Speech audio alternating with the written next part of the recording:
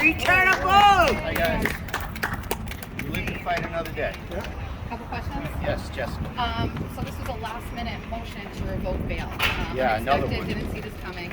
How many has there been in this I case so think this far? is the fourth time. Fourth time. Yeah. All three have been denied. No, one was Yeah. granted, and I went to jail for 60 Oh, days. right. Yep. And now this is being taken under advisement. What are your thoughts on how that's going to go? Well, you know, Judge Doolin is a very smart guy, and we have every confidence that he's going to look at this our way. We appreciate that he's taken a long, hard look at it. You know, the First Amendment has to survive in Norfolk County. Let's keep an eye on this, and let's hope he does the right thing. And I think he will. You were really impassioned during your statements about this. You got very loud. You talked about the First Amendment. You said, how many times are we going to be here? How many times is this going to happen? It has to stop. Yeah. You seemed very frustrated with this being brought forth yet again. Yeah, I'm disgusted because I read these Supreme Court cases over and over again, and they say that this is protected activity. They say that you just can't threaten people, and you just can't, you know, try to fight them in person. That's the fighting word stop. You know, everything else is protected. Why Norfolk County doesn't understand that, I don't understand. I don't get it. They keep trying to drag my client in here on the satire, on political hyperbole. It's just very disheartening, and you know, we want people in Norfolk County to be protected. Instead, they're under this veil, they're under this chilling effect where they're wondering who's next. And I know all of you journalists are wondering who's next. You know, you have to think twice now about how far you go. And you know, people who are corrupt, people who need to be investigated, people who need to be called out, they don't roll over and, you know, answer your questions. You have to be tenacious, you have to be persistent, and you know, who's more tenacious and persistent than my man right here? Counselor, let me ask you this question. The judge focused on revenge. Very concerned about that word. What's your take on that? I mean, revenge, in this context, the reference is obviously karma. You know, karma's a bitch. That's what the reference is there. And, you know, we're allowed to say that, you know, we hope that karma catches up with our enemies without Bob Cosgrove going after us. And that's what America's all about. And, you know, we've always had that as an insurance policy in this country, that we should feel comfortable to speak out, even if we're getting a little salty, even if we're getting a little ridiculous, even if people don't agree with us, even if those in power don't like us, especially if those in power don't like us. That's who we have to speak up to. And that's what this country's all about. You know, here we are on the courthouse steps, right? Is someone going to grab me because they don't like what I'm saying? It's a joke. Aidan. Revenge. Are you concerned, Aidan? Jesus' revenge is an obvious joke. Obviously, Jesus doesn't preach revenge. That's what makes the comment funny. Yes, you're right. And it's absolutely ridiculous that we're having to sit in a real courtroom and explain that no, actually, Jesus isn't a revengeful person. He's quite the opposite. That's what makes it funny. That's called satire. And it's sad that you have to go into a courtroom. It's supposed to be a serious place. You know, the case before us, a guy killed a woman in a drunk driving accident, and they let him go, no questions asked. You know, somebody died in there. Nobody got hurt in this. This is ridiculous. So I'm grateful to be free. Grateful to survive another day. I don't mean anyone any harm, like physical. I'm not a threatening person.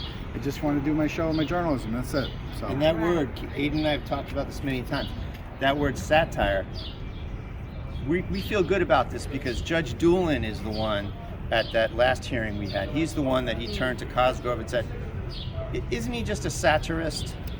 Of course.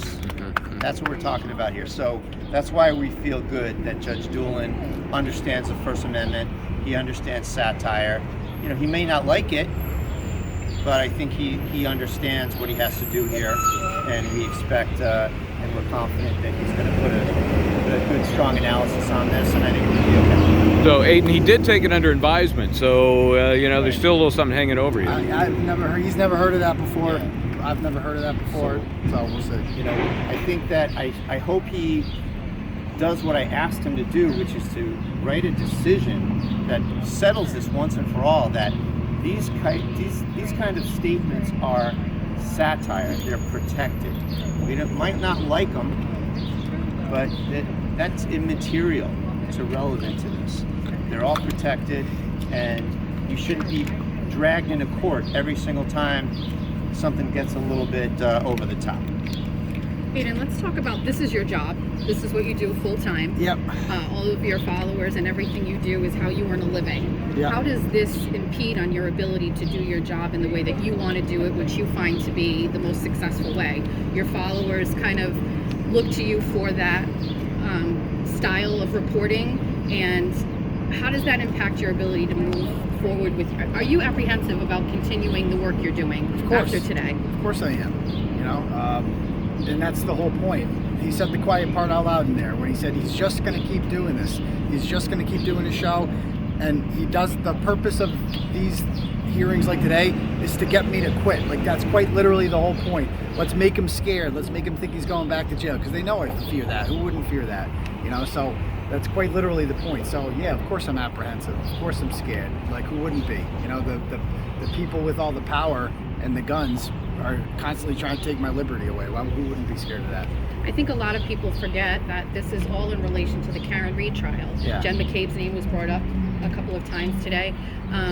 You still firmly believe none of this would be happening if you hadn't started uncovering all of the things in the Karen Reed trial. The things that he read in there about like dying or fire or whatever, go back and listen to some of my old content. Monica Cannon Grant. I mean, I've made jokes like this for a decade. It didn't become illegal until it happened. So the subject became these protected class of people who you're not allowed to satirize. You're not allowed to, be, hyperbolic towards. So this is new grounds for me too, and hopefully the judge strikes down these indictments and dismisses the case so this can be over. And the judge said 10 to 14 days on that. So we are very optimistic about the motion to dismiss. And I think that will be the ultimate expression of, the ultimate vindication of the First Amendment. Is if Judge Doolin addresses these ridiculous indictments under that abomination of a statute in the right way. How does this affect his participation in the Karen Reed case? If all of these things are dismissed, is he eligible to go back in during the time these witnesses are testifying? Yeah, the judge's order says only with indictments. I have to be out of the room when people who I'm indicted with. So my thought is one day at a time, one step at a time. Okay. Let's take it as it comes, and then we'll get to that next. good problem to have. Yeah. All right. Thank you, guys. All right. Thank you. You're not a violent